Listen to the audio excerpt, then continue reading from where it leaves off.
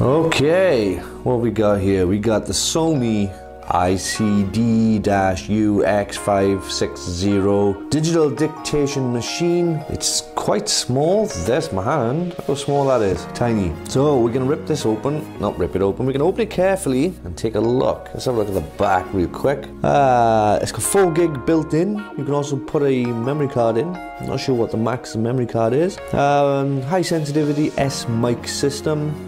S-mic, I don't know what that is either. Quick charge, 3-minute charging equals 1 hour recording, that's good. And it's got a direct USB plug, there's a little USB port plug that kind of slides out of it, I think. So there you go, we got linear PCM CD quality recording, focus and wide stereo recording, scene select, playback speed control, music player function, recording delay function, and then it's French. So there you go, some stats on the back there.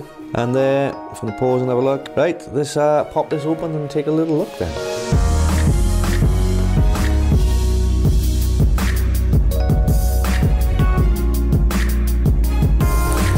Alright, so this is a neat little package there. We have, we got a case. Hidden added extra there, look, it's a nice feel to this. Nice foam padded case. Just a slip in one, it doesn't seal up or anything, it's just a slide in case. You'd think it might have a belt buckle on it. Seems more like a holster type case. Just slide it in and out. It'd be more useful if it had a belt buckle. Can't say it. So all the paperwork is in here. What we got is the usual.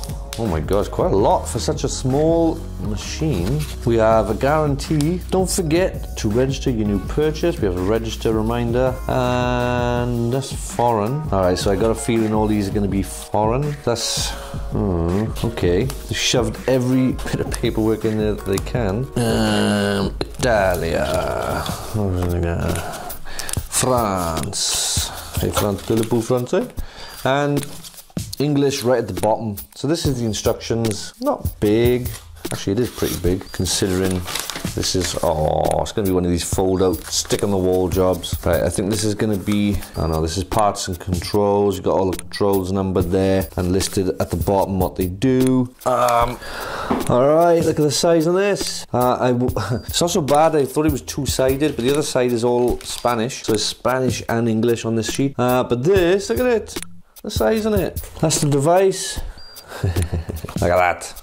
And that's the instructions for it. I'm sure they could have fitted this in a smaller booklet or something, but there you go. This is what we've got. So it tells you all about how to listen back to music and your recordings, how to record, charge, all the usual kind of stuff you're going to need to do. Delete, option menus, using the home menu, all that kind of stuff. So I'll have a quick skimmer through this and then we'll carry on. Alright then, let's get this out the box. It opens like a door. No, it slides off, I think. Alright, that's difficult. Slide it, there we go, it's off. Still can't pick it up because it's in another, it's in another piece of plastic. I gotta get myself a tripod at some point. Oh man. Alright, it's out. Sony could not have made that any harder, honest to God. This is the device. Small and light. I'll put the weight on the screen. There's a dot there. Oh, it comes off. It is small, nice and light, as I said. So we've got the 2 inputs and outputs at the top. We've got the microphone input, the red one, and the black one is the headphones. We've got the 2 microphones up the top, 2 grills. There you can see nothing really at the back. Oh, there's the symbols, look, for the mic and the headphones. Nothing at the back apart from a bit of text. Micro SD card goes in the side there, and some text at the bottom. Right, you can see that a bit better, although the background's a bit white.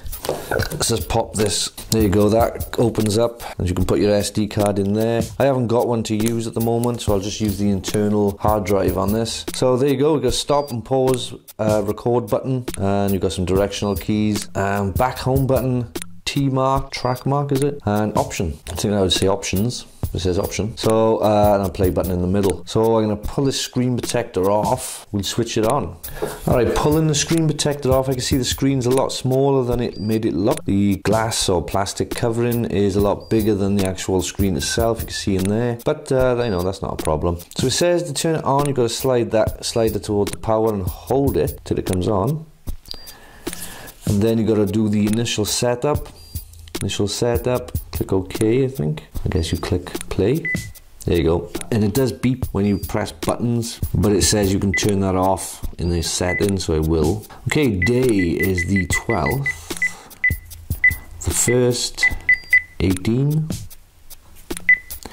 The time is 12 p.m. Oh, say full. Next, beep off. Okay, that's done, that's sorted. Okay, we're ready to go. So let's try a recording, even though this is nowhere near my mouth. Hello. Oh, it picks me up quite well. You can see the meters there going up and down.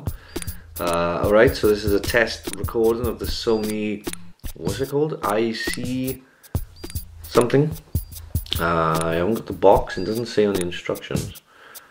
ICD UX560. Right, so I'll mix that in the edit. Stop it there. I'll mix that audio in the edit, and we'll see what that sounds like at a distance. It's about a foot and a half from my mouth, so I was paused, I didn't stop it. There you go, stop.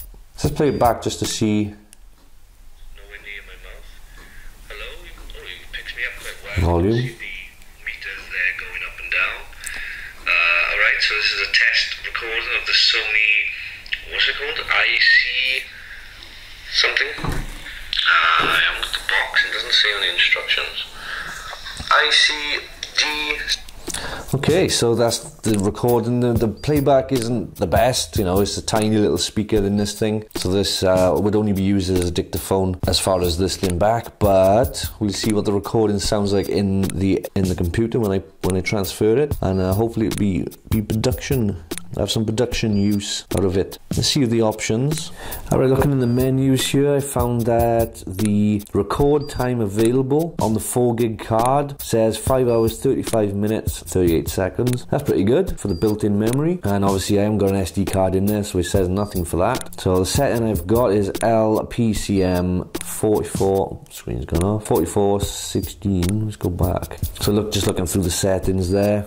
So you've got LED, which is the little flashy thing up the top, just on or off. You've got the screen timer, which I've set to 1 minute. You can set it to off, so it doesn't go off at all. Or also 15 seconds, 30, 3 minutes, 5 minutes. So I've set it to 1 minute. That's about okay. The beep I've turned off. Language, daytime, sleep timer is set to off. Auto power off, 10 minutes. Presumably, obviously if you're recording something then it won't turn off. Reset format, available record times is what we just looked at. System information, firmware 103, and that's it for that menu. So we got recording settings.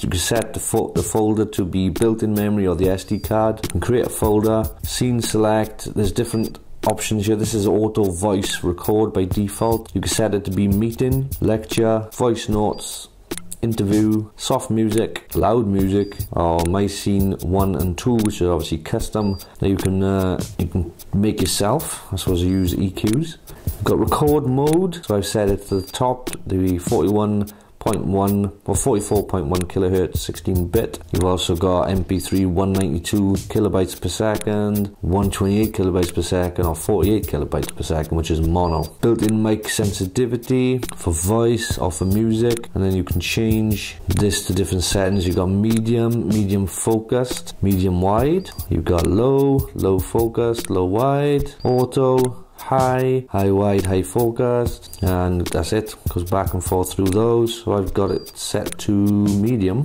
It was on auto by default. I've set it to medium. And for music, the same type of thing there with that. External input setting, I can't use that at the moment because my microphone needs to be plugged in, which at the moment is plugged into my camera. So recording filter, we've got NCF noise cut, and it's a noise cut filter, I presume that stands for, or low cut filter, or off. VOR, I'm not sure what this means. It doesn't say anything in the instructions about it. I'll have to look that up. The playback settings there is clear voice off, clear voice 1 and clear voice 2. Effect, the usual kind of pop, rock, jazz, all that kind of stuff. Easy search, play mode, normal, repeat, shuffle, every day I'm shuffling, playback range, it's all range, selected range. So you got some options here in the menu, and common settings is what I went to earlier. If I back out of there, you've got settings, Music, you can put your music in there via your PC or Mac. I think you can use a Mac with it. Recorded files, let's have a look at these. These are the files I've recorded, messing about. So it's easy enough to play back and to record. So at the bottom here, I didn't show you this. Got the USB switch there, which brings out a USB from the bottom. So let's do that. Oh, ooh, there it is. Come on, quick. So I can plug this straight into PC or laptop. I like that. Oh, that's cool. As soon as you start to move it there, the door comes open, and then out pops the the port. That's cool. I could play with this for a while. This will work as a fidget device, I think, as well. And on the other side there is a small hole, so you can put a Lanyard type thing through there, keyring of some sort, but nothing comes with it. So there you go. There it is in the case. It fits lovely. It's a snug fit. You do need two hands to kind of force it in. And I'm going to need two hands, I think, to get it out. Oh no, I can get it out. There you go. The build quality on it is pretty good. It feels nice. It's all plastic. I thought this top part here would be metal, but unfortunately it's not. The microphone grills in there probably are metal. They look like metal, but touching them, they don't feel cold, so they may even be plastic as well. It's you know, it's pretty good. It's pretty decent. Keeps the weight down. So as long as you don't drop it, you should be fine. Keep it in your case as much as you can. So I'll do some test recordings now and go and put them in the computer to see how that goes. Okay, so there is software apparently, or drivers for this. I'm not sure, I can't remember if it was software or drivers, it said, but it is all stored on the actual hard drive. So all you got to do is plug it in via the USB dongle thing, and then you can install it from there apparently. That's what it says in the instructions, so we'll go and try that now. Alright, so there's the recorder. Let's light that up and plug it in. Which way does it go? Always get this. Oh, that's not going to work because the door is in the way. Oh dear. Alright, I think I've solved it. It's going to go into my hub here. So let's slide it in. There you go, it's plugged in. It's turned on. What's it say on the screen? It says accessing, and it's charging as well, so that's cool. So we keep looking at that for a sec, see what happens on the screen. What's that say? Connecting, accessing, connecting. Of course, this is the first plug-in, so it may take a minute to get acquainted. Let's open up a file and see what we've got. Has it recognized anything yet? It has. Alright, so we've got a recorder here. Music, you guys, you can put all your music in there. Pretty self-explanatory. For Windows, okay, that's the organizer software. I'm hoping we don't have to install that in order to get your files. Folder, yay! Just take a look at these. Nowhere near my mouth. Hello. Oh, it picks me up quite well. You can see the meters there going up and down. Alright, so this is a test recording of the Sony, what's it called? IC something. Okay, so this is with Clear Voice on, called Clear Voice 1 in the menu. Hello. Okay, so this is a test recording with the tie mic plugged into it, and it's right below my mouth, clipped to my collar as it normally is. Alright, so I switched to the desktop mic now. So I just wanted to show you these file sizes. This first one I did was 26 seconds, and it's 627 kilobytes large, which I would have thought would be a little bit bigger than that, but second one was 16 seconds at 386 kilobytes. The third one was 56 seconds and 9.44 megabytes. I think this is where I turned up the quality to the top setting. And the last one, which you haven't heard, I was just messing about, was 3 minutes 39 seconds and it was 36.9 megabytes. The bitrate is 1411 kilobytes per second. So same as that one. Yeah, this is where it changed, because this is only 192 kilobytes per second, same as that one. And then I turned it up to the top, which is 1411 kilobytes per second. So yeah, the setting, that's the top setting. So you can expect about 10 megs per minute of footage, roughly, I would say. 10 megs per minute, so it's not too bad.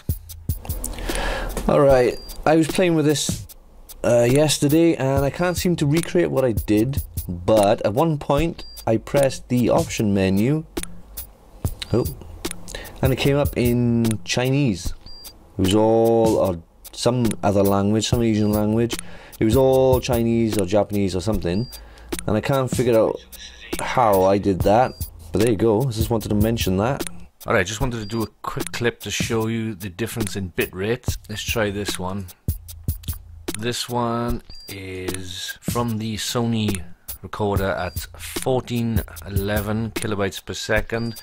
This file over here I recorded with the Tascam, I forget what it's called, DR60 I think, that I reviewed earlier this year, or last year even, which is 4608 kilobytes per second, so it's like, you know, at least 3 times as much. Just wanted to show you that. So, you know, I mean, this isn't really advertised as a production piece of equipment anyway. It's advertised as a dictation device, which is perfectly adequate for. But if you were looking to buy this to use for making movies, recording the sound for that, or anything broadcast quality, then I would not go for the Sony. Yes, it costs a bit more, but go for something like the Tascam. But if you're just using it as a dictation device, obviously it's perfect.